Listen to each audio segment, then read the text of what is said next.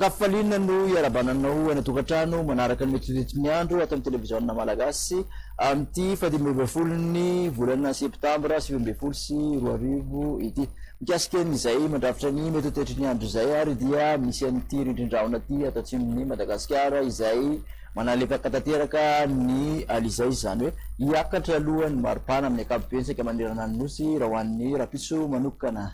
Kasika ny andro rapitso maraina ary de ahitana orana tadrivindraona aloha ny faritra vadifafito vinany katrany amin'iny atsimatsinanana sy taolany aro iny somary andrahoana kosa ny maraina amin'iny faritra melaky mahazany bongolava katramin'iny vakana karatimba doka maina tanteraka any amin'ny faritra sisa.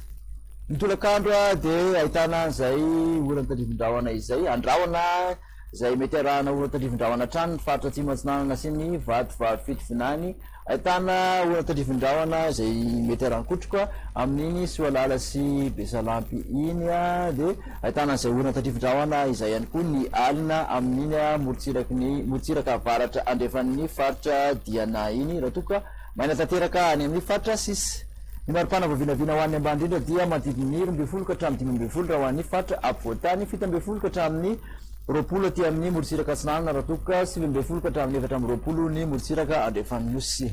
5 degré celsius ny maripana ambony indrindra tazana zany any Maevatanana raha toka 4 i Mahajanga sy Morondafa manodidina ny 4 ka hatramin'ny 20 moa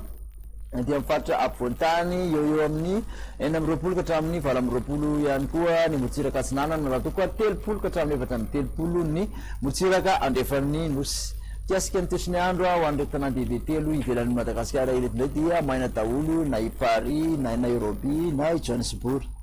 Toetriny andro ho an'ny nosy manodidina ny Madagascar indray dia i Maurice ihany no ahitana orana tandrivindraona mandraona sy masoandro raha ho an'ny Mayotte, Seychelles ary Comores ibalika tanteraka kosa ny masoandro raha ho an'ny La Réunion.